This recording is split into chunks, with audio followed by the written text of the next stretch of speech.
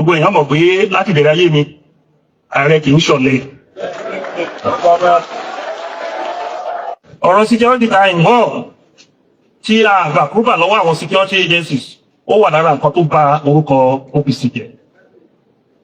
so jẹ̀yà rí olóògbọ́n ta ni tíṣà ẹ àwọn ìyá tá ti jẹ síwájú òun ló ń ká ìjọba báyìí ìwọ tó bá tún tọ́pẹ́ kí láàrẹ ń ṣe mà nára àwọn tọ́rọ kan wá ti wá ní ìmí tó bá ti ń sọ́jú ààrẹ a máa fi inú ṣépè fún tó rọ́mọ̀ pé tó bá ṣe wàhálà ní láì gbàṣẹ lọ́wọ́ governors tí yóò wá máa tì wọ́n máa kó máàmù gàdílé lọ́wọ́ òun wá Yorùbá bà láìpọ̀ yẹn ń tìyàn lé detention kan wọ́n máa kí ẹ̀ pa ní pẹ̀lẹ́ Yorùbá wọ́n mọ̀ pé kí ní yóò ṣe o wọ́n fẹ́ tì ẹ́ sí wàá rò fáwọn tó tì ẹ́ sí ni wọ́n dìfẹ́ ẹni pọ̀pọ̀ bẹ́ẹ̀ tó há ni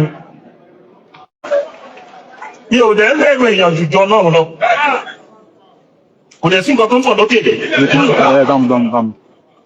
ṣùgbọ́n ẹni tí yóò wá máa tì wọ́n máa kó máàmù gàdílé lọ́wọ́ òun wá Yorùbá bà láìpọ̀ yẹn ń tìyàn lé detention kan wọ́n máa kí ẹ̀ pa ní pẹ̀lẹ́ Yorùbá wọ́n mọ̀ pé kí ní yóò ṣe o wọ́n fẹ́ tì ẹ́ sí wàá rò fáwọn tó tì ẹ́ sí ni wọ́n dìfẹ́ ẹni pọ̀pọ̀ bẹ́ẹ̀ tó há ni àwọn lọ́yà ló wà lórí ìjókòó yìí ẹ jẹ́ sọ ní Yorùbá ṣe Gani Adams nígbà tá a bẹ̀rẹ̀ ọ̀rọ̀ security ní Lagos State tí gbogbo ìwọ̀n yẹn OPC ló lè lóbi ṣe Gani Adams sọ̀rọ̀ pọ̀ fún mi ó ní Gani if you don't solve this up lọ́wọ́ yìí fún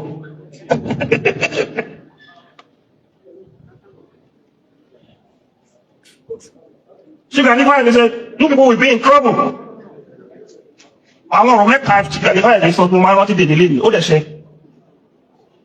ó ṣe bọ́ wa lára nǹkan mẹ́ta bàbá yẹn lọ́dí wò pé àgbà ló lọ nǹkan mẹ́ta bàbá yẹn sọ fún mi bàbá yẹn sọ̀rọ̀ yẹn kan kò pé oṣù mẹ́fà we started witnessing that trouble the trouble started arriving in our side díẹ̀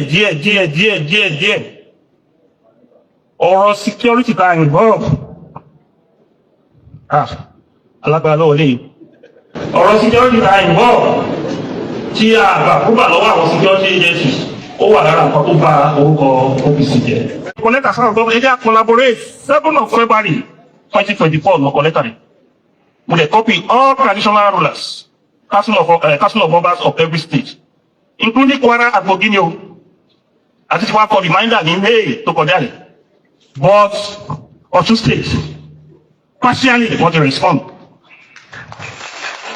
Ọ̀ṣun state governor partially want to respond.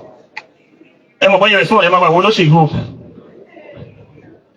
ọ wá pè gbogbo ẹgbẹ́ tí mo dárúkọ sínú southwest security stakeholder tó wà mẹ́yìn wọ́n pè wọ́n wá pé OPC ọ̀hún àní tí mo kọ lẹ́tà wọ́n pè ní ìyẹn gbọ́dọ̀ ẹ̀rẹ́ ẹ fi general lẹ̀ ẹ wá pè kọ́nẹ́ẹ̀nì ṣé strategy ti general mọ̀ òun ní kọ́nẹ́ẹ̀ mọ̀ nínú ọ̀dẹ̀ wò wọ́n nígbà tó ń pè wọ́n state coordinator wà ní ṣẹ́kọ̀ ọ̀nà nílò tó bá lọ wọ́n máa sọ wọ́n lẹ́nu wọ́n ní ṣèbí wọ́n ló kọ lẹ́tà lọ ṣùgbọ́n tẹ bá ṣe tó bá yíwọ́ nǹkan tá a sì dílé bí gbogbo ayé àgbè àrí torí èdè à ń sọ̀rọ̀ mi ò gbàdúrà kó yíwọ́ o torí gbogbo àwọn tó fẹ́ ìbọ̀bì ọmọ wa ní but government yẹn try ó ti bí ti sẹ̀ so àwọn government yòókù kan ṣe dáadáa ó kí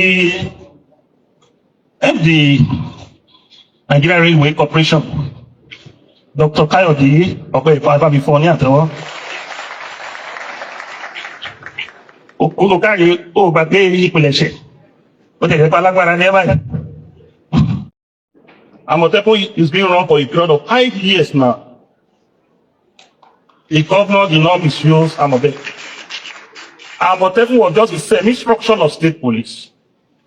The only thing Parliament in the national level and state level have to do is just to legislate it, to give them the power to carry some gated harm and give them the power to arrest and investigate and prosecute. Those two contexts, when they had it to the structure of Àmọ̀tẹ́kùn, it's already being a state police. I was in the 5th memorial lecture of my good friend, late Oluyinka Odumakin. I and the president of Labour Congress was raising the issue of state police. I was shocked, was kicking against it. And there was one statement I made on that day. Dr. Joe Odumakin will bear me the witness. I said, if anything happens now, nobody will call you people. The pressure will be on our head. Two people that was talking in this one, they won't call you. And look at what happened in Esińele, those people that was criticizing, kicking against state police. Look, but I haven't seen one of their interviews, apart from the Vice Falana, Esińele. You say, no, you want state police? Oh? Without state police, there is no way we can stop insecurity in this country. We should not run away because of a political issue. If you don't have your life and property being protected, you can't talk about politics. The forcing protection of life and property. After that, we'll be talking of partisan issues. I'm sorry, me. Oma Kogundawa, I'm sorry, Oshi. Oshi, do I know? I like your view, Mabu. I will be by the to security one time. This security was in ta. Ìbọn ẹyọ kan tó bá yìn tó bá tẹ̀ lágbára wo àkọ́kọ́ take guide kó tó confront ẹni tó níbọn. So I commend National Assembly for now doing the job of good parliamentarians yesterday. Anything they done will be rewritten in the book of history. The event we are holding here now by tomorrow will become an history. And I'm appealing to the president, the commander-in-chief of armed forces, president of Federal Republic of Nigeria, to quickly approve and sign the recommendation, not recommendation, the law from the National Assembly, and allow the governor to start the process of recruitment or upgrading the structure they have in their disposal to state police, so that our community, our state can be secure. Channel was asking me, why do you put security as a topic? I said, that was what is ready now. That was what is happening now. That was what is affecting Nigerians. Almost every zones. Normally 3-4 months ago, we always had, we are not safe in the west, southwest. But what happened in Esińele, I'll bring another chapter to the history of southwest on security. And those who did not have the knowledge of history, did not know how the constitution of Nigeria is being run. It was a killer ratio. All the security architecture of state belong to state and federal government. You can't just intrude to it without the approval or the consent of the governors. You can handle the security of the street landlord association. Street.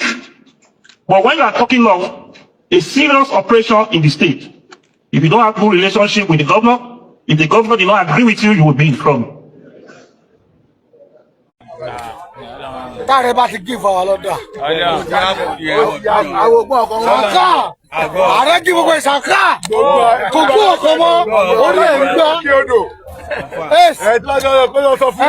lọ ń gbé tíra ó yìnbọn ó ṣe àwọn Fúlàní ẹ kọ́ gífọ́dà lásò ẹ kọ́ gífọ́dà ẹ kí ààrẹ gífọ́dà kọ́ wò ó gbé tíra kọ́ ẹ kọ́ gífọ́dà bá káàrẹ gífọ́dà bàbá kọ́ gífọ́dà kọ́ wò pé yes kọ́ gífọ́dà káàrẹ gífọ́dà kọ́ wò pé ọlọ́gbé tíra kọ́ ṣàkà kọ́ lọ gbé tíra.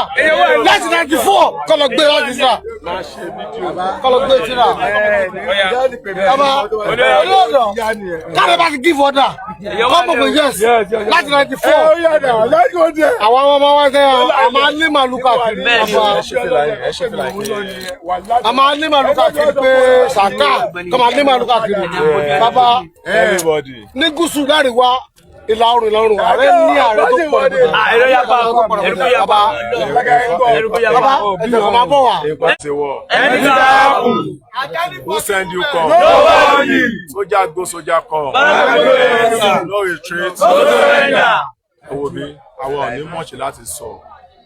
Ṣé gbọ́, a ní mọ̀ọ́ṣì láti sọ. Ọ̀dà làwa ń dúró dé. Yes. So aṣojú ọ̀rọ̀. Lọ́jọ́ mọ̀ mi gbẹ́rù. Mo kà sí máa ń sọ. Wa kó give order. Nigeria government ẹ ti rí iṣẹ́ wa, ẹ ń rọ́wọ́ wa, bẹ́ẹ̀ à ń pariwo. But ẹ fún ọ̀gá aláṣẹ kọ́gà tàwa wá pa wá láṣẹ. Ẹ máa mọ̀ pé ó kàn fún wa lọ́dà.